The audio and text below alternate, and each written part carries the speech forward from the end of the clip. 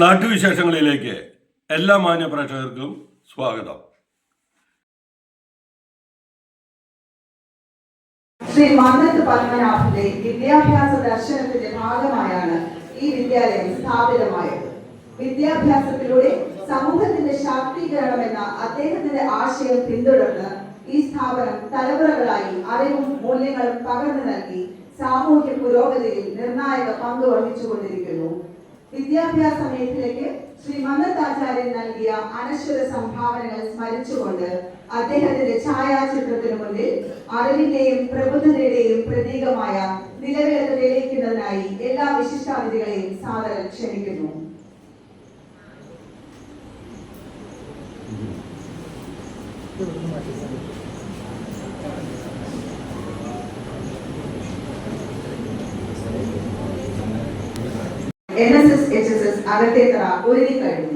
പറഞ്ഞാൽ ഭാഗ്യവുമാണ്. ഈ പ്രവേശനോത്സവത്തെ നിങ്ങൾ ഒരു പഠനോത്സവമായി മാറ്റണം. എന്നാലും നമ്മളിവിടെ വന്നതിന് കാര്യങ്ങളുള്ളൂ.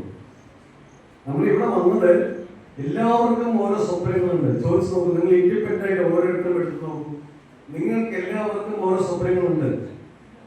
ഒരു പ്രശ്നം ഉണ്ടാക്കണോ, വേറെ എന്തെങ്കിലും പേര് നമ്മൾ തന്നെയാണോ, രാഷ്ട്രീയം പറയണോ, അടിക്കലോ, ബഹളം കൂടാനോ ഒന്നുമല്ല. ഇവിടെ വന്നത് പഠിച്ച് മിടുക്കന്മാരായി മിടുക്കികളായി ഉന്നതമായ നിലകളിൽ എത്താനാണ്. അകത്തേത്തറ NSS ഹയർ സെക്കൻഡറി സ്കൂളിലെ +1 പ്രവേശനോത്സവം വരവേൽപ്പ് 2026 NSS taluk union president advocate KK Menon ഉദ്ഘാടനം ചെയ്തു. PTA president P Santhosh Kumar അധ്യക്ഷനായി. NSS taluk union secretary N Krishnakumar മുഖ്യപ്രഭാഷണം നടത്തി.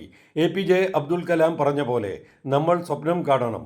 താൻ ആരാവണമെന്ന് ആഗ്രഹിക്കുന്നുവോ അതേപ്പറ്റി നാം സ്വപ്നം കാണുകയും പഠിക്കുകയും പരിശ്രമിക്കുകയും വേണം. പഠനവും വായനയും കളികളുമാവട്ടെ നമ്മുടെ ലഹരി. എന്നാലേ നാം നല്ല ലക്ഷ്യസ്ഥാനത്ത് എത്തുകയുള്ളൂ എന്ന് മുഖ്യപ്രഭാഷണത്തിൽ N കൃഷ്ണകുമാർ വിദ്യാർത്ഥികളെ ഉദ്ബോധിപ്പിച്ചു. Principal PR Joy, ward member Manju Murali, headmaster PV Pradeep Kumar, അധ്യാപിക NP ജയശ്രീ എന്നിവർ സംസാരിച്ചു. സീനിയർ വിദ്യാർത്ഥി അദ്വൈത് കവിതാലാപനം നടത്തി. തുടർന്ന് വിദ്യാർത്ഥികൾക്കും രക്ഷിതാക്കൾക്കും കരിയർ ഗൈഡൻസും മോട്ടിവേഷൻ ക്ലാസും ഉണ്ടായി. അതുപോലെ നമ്മൾ എന്ത് അംബീഷൻ ഉണ്ടോ അത് നമ്മൾ സ്വപ്നം കണ്ടേ പോകണം. നമ്മളെ സ്വപ്നം കാണാൻ പഠിപ്പിച്ച ഒരാളുണ്ട്. ആരാ? ഞാൻ അയച്ചയുടെ സ്വപ്നം കഴിഞ്ഞു. പുതിയ കുട്ടികളുടെ ആരാ പഠിച്ചേക്കണേ? ആരാ ഉറക്കം പറയുന്ന ആരാ?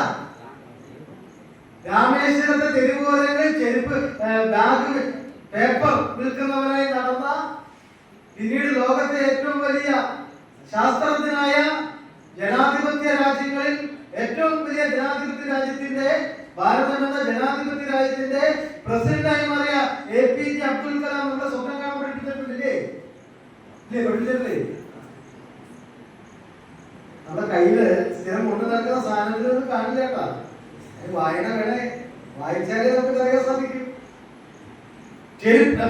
പേപ്പർ വിൽക്കുന്നവരായി നടന്ന APJ അബ്ദുൽ കലാമാണ് ഇന്ത്യൻ സൈനിക മേഖലയിൽ മിസൈൽ സംവിധാനത്തിന്റെ രൂപകൽപ്പന ചെയ്ത ഏറ്റവും വലിയ സയന്റിസ്റ്റായി ഇന്ത്യൻ രാഷ്ട്രപതിയായി മാറിയത്. നെപ്പോളിയൻ ബോണപ്പാർട്ട് നിങ്ങൾ പഠിച്ചിട്ടുണ്ടോ? നെപ്പോളിയൻ ബോണപ്പാർട്ടിന്റെ കഥ. ലോകത്തിലെ പ്രഗത്ഭനായ ചക്രവർത്തിയായിരുന്നു നെപ്പോളിയൻ ബോണപ്പാർട്ട്.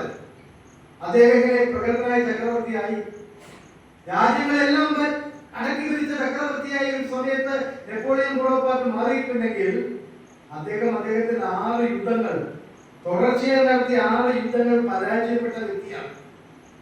യുദ്ധങ്ങൾ പരാജയപ്പെട്ട് സേനയില്ലാതെ, തന്റെ കൂടെയുള്ളവരില്ലാതെ ഒരു ഗുഹയിലേക്ക് ഒളിച്ചിരുന്ന നെപ്പോളിയൻ ബോണപ്പാർട്ട് ആത്മഹത്യ ചെയ്യാൻ തീരുമാനമെടുത്തു.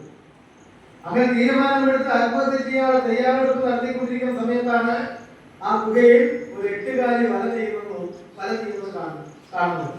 8 ആദ്യം വല ചെയ്യുമ്പോൾ ആ വല പൊട്ടുന്നു, രണ്ടാമത് ചെയ്യുമ്പോൾ വല പൊട്ടുന്നു, മൂന്നാമത് ചെയ്യുമ്പോൾ വല പൊട്ടുന്നു. 6 പ്രാവശ്യം വല നേടിയാകുന്നില്ല. പക്ഷേ 8 നിരാശപ്പെടുന്നില്ല. 7ാമതും വല ചെയ്ത് പൂർണ്ണമായും വലയുണ്ടാക്കി. 8 വലയുണ്ടാക്കി. ഇത് നെപ്പോളിയന്റെ മനസ്സിൽ മാറ്റം വന്നു. 6 തവണ പരാജയപ്പെട്ടിട്ടും 8 അതിൽ നിന്ന് പിന്മാറാതെ 7ാമത്തെ തവണ വിജയിക്കുകയും എന്തുകൊണ്ട് 6 തവണ യുദ്ധത്തിൽ പരാജയപ്പെട്ട എനിക്ക് ഒരു തവണ കൂടി ശ്രമിച്ചുകൂടാ? 7ാമത്തെ തവണ അദ്ദേഹം പടയുണ്ടാക്കി, സേനയുണ്ടാക്കി, യുദ്ധം ചെയ്തു, ഈ ലോകത്തിലെ പ്രഗത്ഭനായ ചക്രവർത്തിയായി മാറി. അപ്പോൾ പരാജയങ്ങൾ ഉണ്ടാകും. ആ പരാജയങ്ങളിൽ നിന്ന് പാഠം ഉൾക്കൊണ്ടുകൊണ്ട് വേണം ജീവിതത്തിൽ നമ്മൾ മുന്നോട്ട് പോകേണ്ടത്. മറ്റൊന്നും ഇല്ലാതല്ല, മറ്റേതും ഇതുപോലെയാവില്ല. ടോപ്പ് ഇൻ ടൗൺ പാലക്കാട് സന്ദർശിക്കുക. Top in town.